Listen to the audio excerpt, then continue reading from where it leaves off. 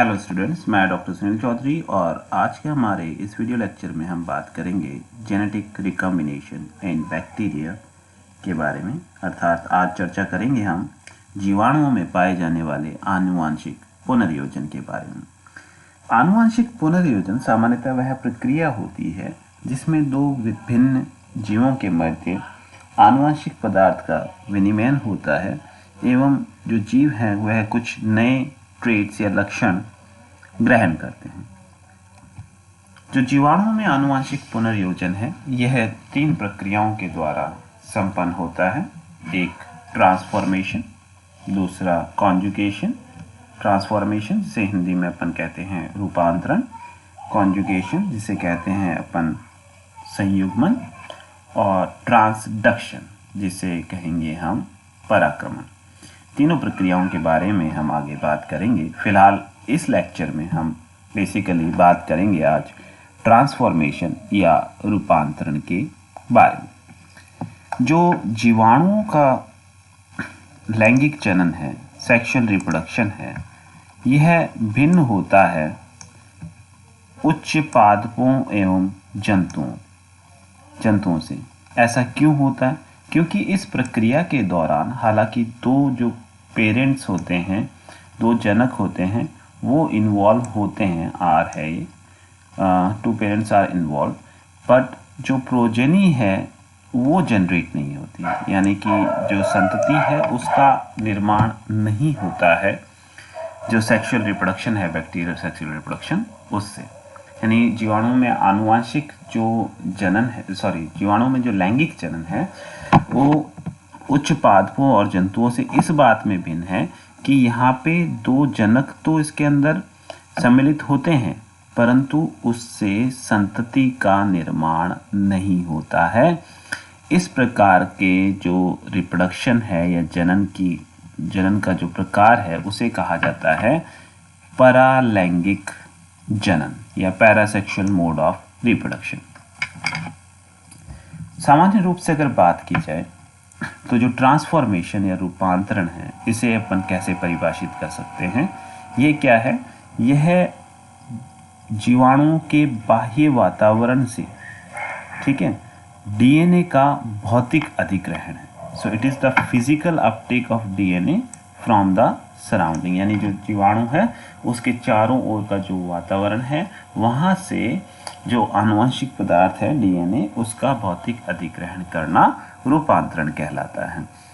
साथ ही साथ जो ट्रांसफॉर्मेशन था वो पहला कह सकते हैं अपन प्राचीनतम इवेंट था या प्राचीनतम प्रक्रिया थी, ऐतिहासिक कह सकते हैं अपन इसको। ऐसी ऐतिहासिक प्रक्रिया थी जिसने ये साबित किया कि जो डीएनए है वो जेनेटिक मटेरियल है। सो डीएनए को आनुवंशिक रूप में, आनुवंशिक पदार्थ के रूप में जिसने प्रूव किया, बताया, वो जो इवेंट है वो ट्रांसफॉर्मेशन ही है। इसी ने बताया कि जो आनुवंशिक पदार्थ है वो डीएनए है। इसके अंदर अगर बात करें तो सबसे इम्पॉर्टेंट जो है वो है ग्रिफिथ का एक्सपेरिमेंट। अब जो ग्रिफिथ का एक्सपेरिमेंट है ये किया गया था फ्रेडरिक ग्रिफिथ के द्वारा सन 1928 के अंतर्गत। ये पहला एक्सपेरिमेंट या पहला प्रयोग था जिसने ये बताया कि जो जीवाणु है वो सक्षम है आनुवंशिक पदार्थ या आनुवंशिक जो सूचनाएं हैं उनको स्थानांतरित करने में। किस प्रक्रिया के द्वारा? रूपांतरण के द्वारा। यानी रूपांतरण की प्रक्रिया को बताने वाला जो पहला प्रयोग था वो ग्रिफिथ था। इन्होंने कहा कि जो जीवाणु है वह रूपांतरण की प्रक्रिया के माध्यम से अपनी आनुवंशिक सूचनाओं को स्थानांतरित कर सकते हैं। ग्रिफिथ के द्वारा जो न्यूमोकोकस है, जीवाणु कोकस जो जीवाणु होते हैं उन्हें अपन कहते हैं गोलाणु जिसे कहते हैं। तो जो कोकस जीवाणु है उसमें न्यूमोकोकस नामक जीवाणु जो जिससे निमोनिया रोग उत्पन्न होता है उसकी 2 स्ट्रेन्स उन्होंने ली। तो इन्होंने स्ट्रेप्टोकोकस न्यूमोनियाई की दो स्ट्रेन्स काम मिली। एक जो स्ट्रेन थी वो थी टाइप 3S स्ट्रेन, यानी कि ऐसी प्रभेद जो जीवाणु की थी जो स्मूथ थी, यानी कि चिकनी थी। चिकनी का मतलब हो गया कि जो जीवाणु की कोशिका भित्ति है उसके चारों तरफ एक कैप्सूल कह सकते हैं अपन, वो उपस्थित था जिसे कहा जाता है ग्लाइकोलेक्स कैप्सूल। ठीक है, इसके वजह से ये चिकनी स्ट्रेन थी। और ये जो कैप्सूल ग्लाइकोलेक्स कैप्सूल उपस्थित था, यह इस प्रभेद को, जो आपका परपोषी का इम्यून सिस्टम है, प्रतिरक्षा तंत्र है, उससे इसकी रक्षा करती है। यानी कि ये आसानी से खत्म नहीं की जा सकती परपोषी के इम्यून सिस्टम या प्रतिरक्षा तंत्र के द्वारा। यानी कि ये वायरुलेंट थी, संक्रामक प्रभेद थी। यह सिंथेसाइज कर लेती है एक पॉलीसैकेराइड कैप्सूल को, जो कि इसे बचाता है परपोषी के प्रतिरक्षा तंत्र से। जबकि जो दूसरी स्ट्रेन थी जिसे अपन कह रहे हैं टाइप 2R स्ट्रेन, ठीक है, टाइप 2R प्रभेद, इसे कहा गया खुरदरा प्रभेद, रफ स्ट्रेन, या इसे कहते हैं अपन नॉन वायरुलेंट मतलब असंक्रामक थी। ये क्यों असंक्रामक थी? इसलिए क्योंकि यहाँ अपन देख सकते हैं कि जो ग्लाइकोलेक्स कैप्सूल है पॉलीसैकेराइड्स का, वो यहाँ पे अनुपस्थित है, और इस कैप्सूल की अनुपस्थिति में इसे आसानी से जो परपोषी का प्रतिरक्षा तंत्र है उसके द्वारा खत्म किया जा सकता है।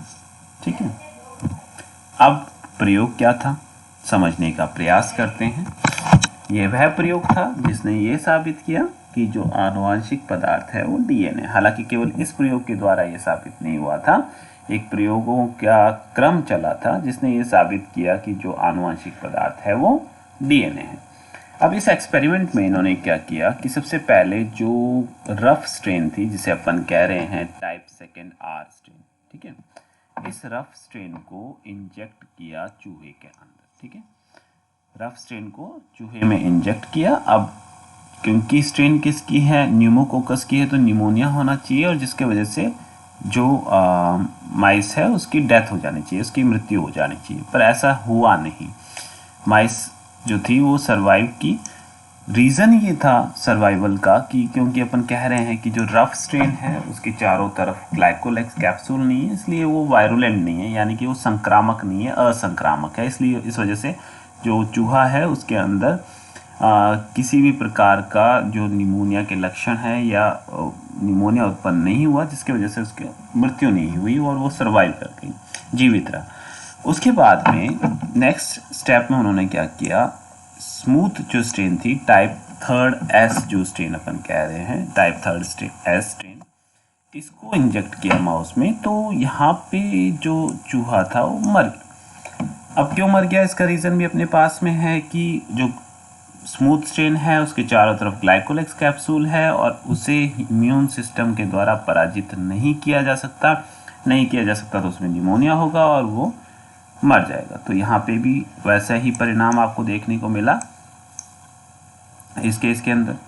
नेक्स्ट स्टेप में उन्होंने क्या किया कि जो स्मूथ स्ट्रेन थी उसे ताप निष्क्रिय कर दिया, यानी कि उच्च तापमान पे रखा, जिसके वजह से वो ख़त्म हो गई।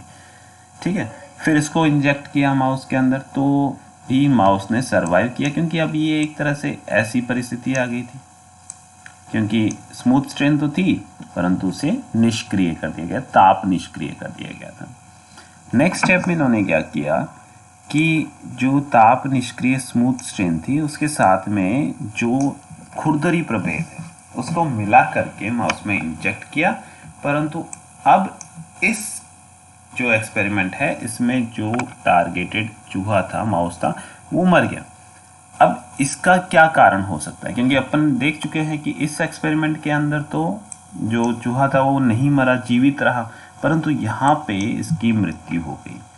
इसका रीज़न ये था कि कुछ चीज़ है जो डिफ्यूज हुई है कहाँ से, हीट किल्ड स्मूथ स्ट्रेन से, यानी कि ताप निष्क्रिय स्मूथ स्ट्रेन से कुछ चीज़ है वो स्थानांतरित हुई है किसमें, खुरदरी स्ट्रेन में, जिसने इसकी प्रॉपर्टी जो है वो चेंज कर दी है और अब ये क्या हो गई है, संक्रामक हो गई है, वायरुलेंट हो गई है, जिसके वजह से जो माउस है उसकी मृत्यु हो गई है।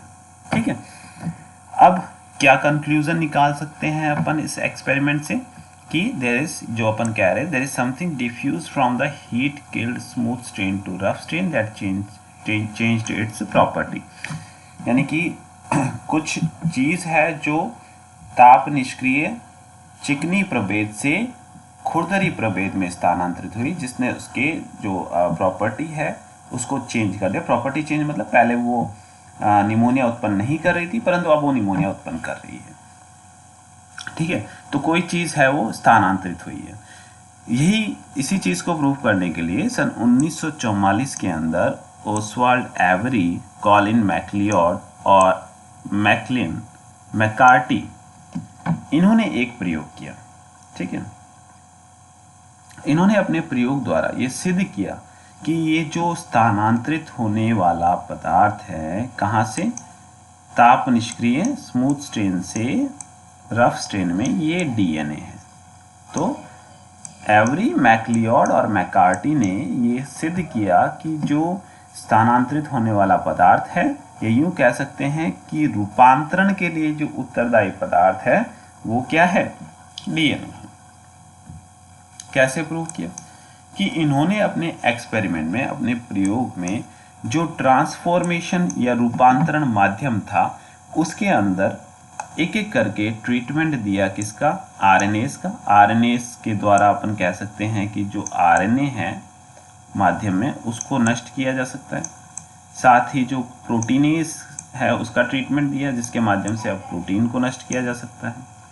ठीक है, और इनका क्रमानुसार इनका क्रमशः जो ट्रीटमेंट है वो देने के बाद में इन्होंने देखा कि जो ट्रांसफॉर्मेशन है वो आरएनएस और प्रोटीनेस की प्रेजेंस में, यानी उपस्थिति में हो रहा था। अर्थात जब जो रूपांतरण माध्यम है उसको आरएनएस से ट्रीट किया गया तो भी उपचारित किया गया तो भी उसके अंदर रूपांतरण हो रहा था, प्रोटीनेस से उसको जब उपचारित किया गया तो भी उसके अंदर ट्रांसफॉर्मेशन यानी रूपांतरण हो रहा था। तो इस आधार पर उन्होंने कहा कि जो ट्रांसफॉर्मिंग मटेरियल है, यानी कि रूपांतरण का जो पदार्थ है वो आरएनए और प्रोटीन तो नहीं है, ये क्या है, डीएनए है। परंतु इसके बाद भी कुछ संशय मौजूद रहे, जैसे कि जो ट्रांसफॉर्मिंग मटेरियल है वो आरएनए और प्रोटीन तो नहीं है, पर हो सकता है कि जो रूपांतरण के लिए उत्तरदायी मटेरियल पदार्थ है वो फैट, वसा हो सकती है, कोशिका के अंदर उपस्थित कार्बोहाइड्रेट है, या कोई और बायोमॉलिक्यूल हो सकता है। ठीक है, इसलिए एक एक्सपेरिमेंट किया गया था हर्शे और चेज के द्वारा। अब ये हर्शे और चेज एक्सपेरिमेंट क्या था, देखिए 3 क्रम में प्रयोग हुए। पहले ग्रिफिथ आए, ग्रिफिथ ने कहा कि कुछ चीज़ है वो स्थानांतरित हो रही है स्मूथ स्ट्रेन से, हीट फील्ड स्मूथ स्ट्रेन से रफ स्ट्रेन के अंदर, जिसने उसकी प्रॉपर्टी को चेंज कर दिया। अब वो जो स्थानांतरित होने वाला पदार्थ है वो डीएनए है, ये सिद्ध करने का प्रयास किया मैक्लियोड, मैकार्टी और एवरी ने, परंतु वो इसको पूर्ण रूप से सिद्ध नहीं कर पाए। इसलिए एक नया एक्सपेरिमेंट करना पड़ा हर्शे और चेज के द्वारा किया गया, और ये एक्सपेरिमेंट हुआ था आपके 1952 के अंदर bye Alfred Hershey and Martha chase. ठीक है, जिसने यह सिद्ध करने में सहायता की कि डीएनए जो है वो जेनेटिक मटेरियल। कैसे बात करते हैं, इन्होंने क्या किया, सबसे पहले लिए बैक्टीरियोफेज। ये चित्र बता रहा है बैक्टीरियोफेज को, यानी कि जीवाणु भोजियों को।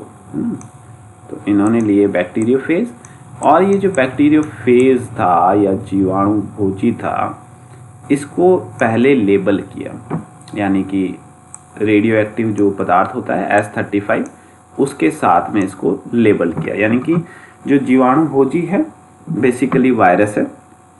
वायरस के अंदर दो चीज़ें होती है, एक प्रोटीन का कोट होता है और एक आनुवंशिक पदार्थ होता है। तो ये प्रोटीन का कोट है और ये आनुवंशिक पदार्थ है जिसे अपन कह रहे हैं कि डीएनए।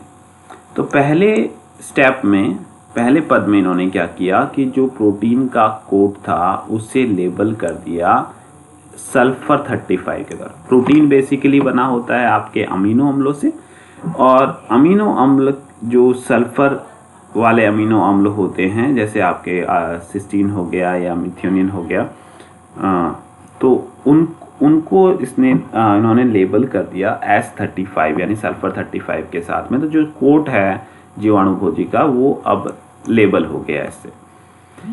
उसके बाद में इन्होंने क्या किया कि इस जीवाणु भोजी को जीवाणु को संक्रमित करने दिया। ठीक है, तो जीवाणु भोजी ने जाकर के जीवाणु को संक्रमित किया।